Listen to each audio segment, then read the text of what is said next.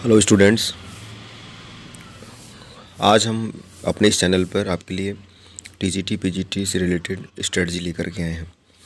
TGT PGT specially हम आपको TGT PGT bio के बारे में कुछ स्ट्रेटजी बताएंगे। बायो में अगर आप बात करें तो मेन जो स्ट्रेटजी है, कोई भी प्लानिंग या कंपटीशन की स्टार्टिंग से पहले हमें अपने आप को मेंटली तैयार करना पड़ता है। क्या हम उस एग्ज़ाम के लिए प्रिपेयर्ड हैं या नहीं। ठीक है, तो जब आप मेंटली प्रिपेयर्ड हो जाएं कि नहीं, मैं उस एग्ज़ाम के लिए अब प्रिपेयर्ड हूँ और मुझे एग्ज़ाम करना है, तो किसी एग्ज़ाम को क्रैक करने के लिए हमें कुछ बातों को ध्यान में रखना पड़ता है। अगर हम उनकी बात करें तो सबसे पहला जो पॉइंट है हमारे लिए वो है उसका क्वालिफ़िकेशन क्या है। स्ट्रैटेजी में ये नहीं कि बस आपने फॉर्म देखा या आपने सुना और आपने स्टार्ट कर दिया, ऐसा नहीं है। सबसे पहले आपको उसके इसेंशियल क्वालिफ़िकेशंस के बारे में समझना होगा। एक बार जब आप इसेंशियल क्वालिफ़िकेशन समझ जाएंगे, जैसे बहुत सारे स्टूडेंट्स इसी में परेशान रहते हैं कि सर क्या मेरा जूलॉजी बॉटनी है लास्ट ईयर में या जूलॉजी केमिस्ट्री है लास्ट ईयर में, तो मैं वैलिड हूँ या नहीं हूँ। इन सब चीज़ों को, ये जो डाउट्स हैं, इन्हें पहले आपको क्लियर करना चाहिए। सेकेंड आता है बुक रिसोर्सेस। हम उस बुक रिसोर्स किस बुक का यूज करें, इसे कितना पढ़ना है, वो भी हमारे लिए बहुत इम्पॉर्टेंट होता है। और थर्ड होती है टेस्ट सीरीज़, जिससे हम अपने तैयारी को में कितनी कमी है या क्या हम पॉजिटिव चीज़ें ले पा रहे हैं, इन सब के बारे में भी हम डिस्कशन करते हैं। तो ये दोस्तों बहुत छोटी वीडियो होने वाली है। इसमें हम ऐसी स्ट्रेटजी के बारे में प्लान करेंगे जो कि आपको पहले से ही पता है, लेकिन कुछ हम नई चीज़ें उसमें ऐड अप करेंगे। दोस्तों, जहाँ तक मेरा प्रश्न है, तो मैंने खुद 2021 टीजीटी क्वालिफाई किया हुआ है, मैं सेलेक्टेड हूँ। और इसके अलावा मैं बीएससी में गोल्ड मेडलिस्ट हूँ इलाहाबाद से।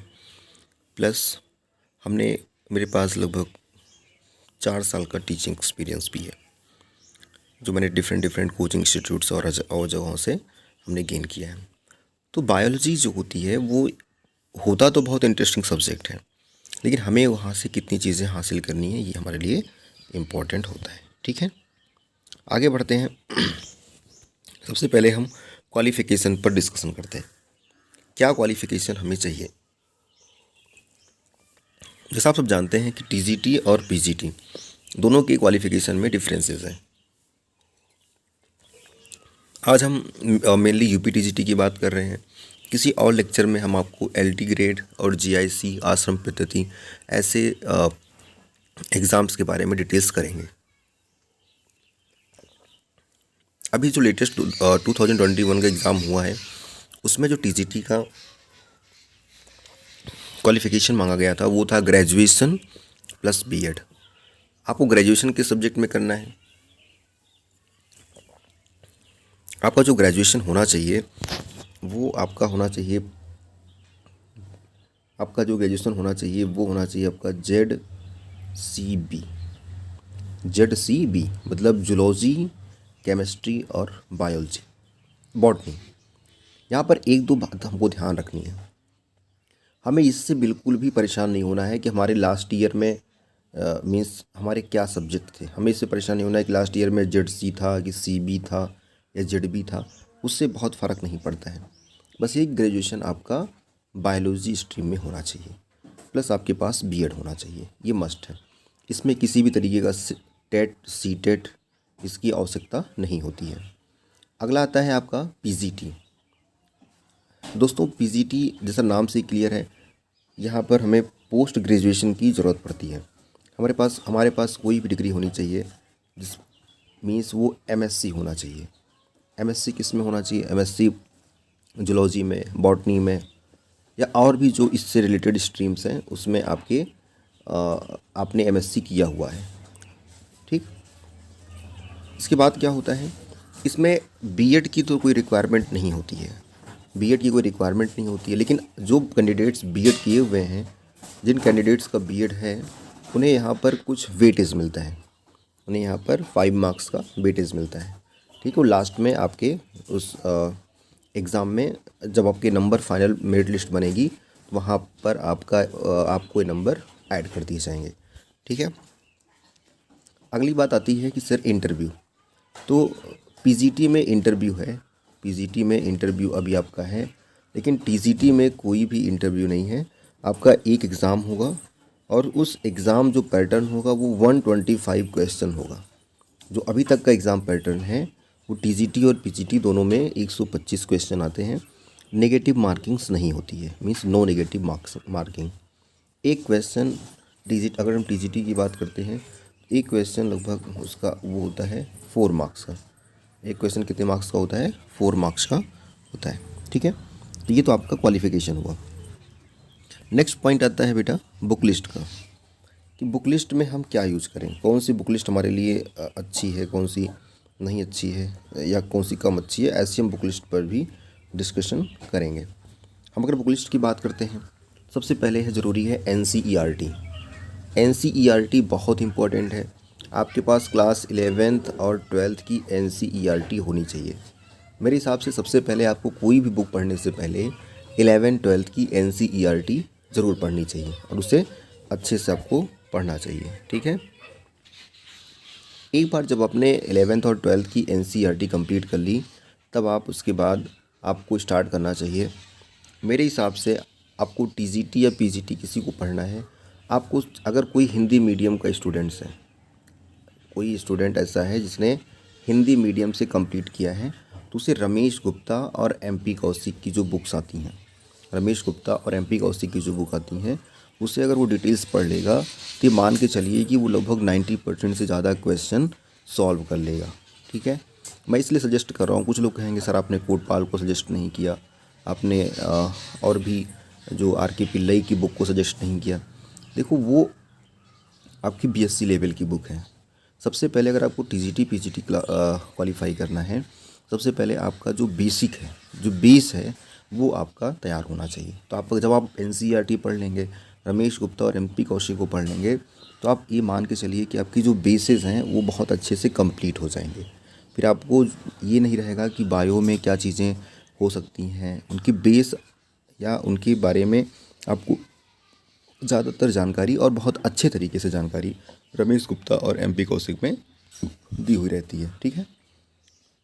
इसके बाद आप क्या करेंगे, आपने ऐसी कोई बुक्स जो आपने बीएससी में पढ़ी हुई है, वो बुक्स जो आपने एमएससी में पढ़ी हुई है, उन सारी बुक्स का भी आप एक सिलेबस के अकॉर्डिंग, जिस सिलेबस के अकॉर्डिंग आप बुक्स को के लिए जो स्पेसिफिक बुक्स हैं उनके बारे में भी अपने शार्ट नोट्स बनाते हुए चलेंगे। ठीक है।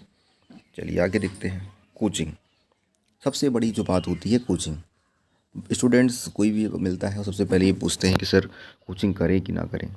कोचिंग नेसेसरी है कि नहीं, ये इम्पोर्टेंट है।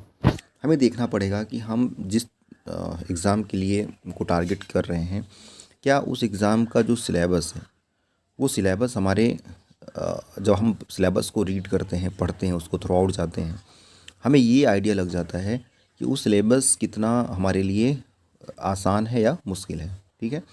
तो अगर आपके पास आपको लगता है कि सिलेबस अंडरस्टैंडिंग है, सिलेबस आपको समझ में आ रहा है, तब आप एक बार खुद से पहले पढ़ना स्टार्ट करिए। आप जब खुद से पढ़ना स्टार्ट करेंगे तो जब आपको लगे कि नहीं हमें मेंटर की बहुत आवश्यकता है, कोचिंग की बहुत ज़रूरत है, तो ऐसे केस में ही आप कोचिंग करिए। नहीं तो कोचिंग करने की कोई बहुत विशेष आवश्यकता इसमें नहीं होती है। आपको एक काम क्या करना है, आप जो भी पढ़िए उसके शार्ट नोट्स तैयार करते रहिए। या अगर कहीं किसी कोचिंग का आपको नोट्स मिल जाता है, किसी पुराने बच्चे का नोट्स मिल जाता है जो उस किसी अच्छी कोचिंग में पढ़ा हुआ है, तो आप उसका यूज कर सकते हैं। लेकिन मेरे हिसाब से कोचिंग कोई बहुत विशेष आवश्यकता नहीं है। मैंने बिना कोचिंग के ही क्वालिफाई किया था। आप अगर रेगुलर पढ़ाई कर रहे हैं, अपने ऊपर विश्वास रख रहे हैं, तो कोचिंग की आवश्यकता नहीं पड़नी चाहिए। कितना टाइम यहाँ पर चाहिए, तो देखिए कम से कम 6 मंथ, एटलीस्ट 6 मंथ तो चाहिए। अगर आप आज से स्टार्ट कर रहे हैं तब भी आपको कम से कम मई जून लग जाएगा। अगर आप डेली 3 से 4 घंटे 5 घंटे पढ़ाई करते हैं तो भी आपको एक एग्ज़ाम के वे में, मतलब क्वालिफाई करने के लिए आपको कम से कम 6 महीने तो देना ही पड़ेगा। तो आप अपनी स्ट्रेटजी इस तरह बनाइए जिससे आपको कम से कम 6 महीने आपको पढ़ने में आपको तैयारी के लिए मिल जाए। अगला सवाल आता है कि सर सेफ़ स्कोर क्या होगा। देखिए सेप स्कोर चेंज होता रहता है। जैसे इस बार टीजीटी का जो सेप स्कोर है वो काफ़ी नीचे आ गया था, लगभग वो 368 जनरल के लिए कट ऑफ थी। और वैसे ही एक दो क्वेश्चन आगे पीछे आपका ओबीसी और ईडब्ल्यूएस और जो भी SC ST का, उस हिसाब से एक दो क्वेश्चन, 3 क्वेश्चन, 4 क्वेश्चन आगे पीछे रहता है। तो इस बार आप कह सकते हैं कि लगभग आपके 92 पर जो है आपका कट ऑफ था जनरल का, ठीक है। उसी के नीचे 86, 85, 84 ऐसे करके SC OBC और अदर के लिए वो कट ऑफ आपको मिले थे, ठीक है। चलिए मैं अपने बारे में बता दूं, मेरा नाम अमित सिंह है और मैं इस बार जो TGT 2021 हुआ था उसमें मैं सिलेक्टेड हूँ, लेकिन अभी मैं वेटिंग लिस्ट में हूँ, तो मेरा अभी मुझे कॉलेज अलॉट नहीं हुआ है। पॉइंट है ये आपको बिल्कुल नया लगेगा, ऑप्शनल सब्जेक्ट। बहुत सारे ऐसे कैंडिडेट्स होंगे जो और भी civil services, IAS, PCS, IFS इनकी भी प्रिपरेशन कर रहे होंगे, तो उनको रहता है कि सर हम क्या उसमें ऑप्शनल सब्जेक्ट रखें। तो ऑप्शनल सब्जेक्ट के लिए आपके पास जूलॉजी और बॉटनी ये बहुत अच्छा ऑप्शनल सब्जेक्ट हो सकता है। ऐसा क्यों है, जब आपकी तैयारी जूलॉजी और बॉटनी आप कर ही रहे हैं तो आप यहाँ पर किसी एक सब्जेक्ट को अपने ऑप्शनल के तौर पे भी रख सकते हैं, ठीक है। देखिए मेरा ये विचार है कि हम अपनी तरफ से जो भी पॉसिबल है वो आप लोगों को कुछ हम हेल्प करते रहेंगे, ठीक है। वीडियो के माध्यम से और भी नोट्स के माध्यम से आपका हेल्प करते रहेंगे और मेरा बेस्ट विशेष आपके साथ में है। हमें हार्ड वर्क करना है और जब आप हार्ड वर्क करेंगे तो आप ज़रूर कुछ ना कुछ अचीव कर लेंगे, ठीक है। ठीक, thanks for watching this video. अगर आपको मेरा वीडियो अच्छा लग रहा हो तो आप इसको मेरे चैनल को सब्सक्राइब कर सकते हैं, ठीक है। और कोई भी अगर आपके पास क्वेश्चन है तो आप उससे में ज़रूर पूछें। Thank you.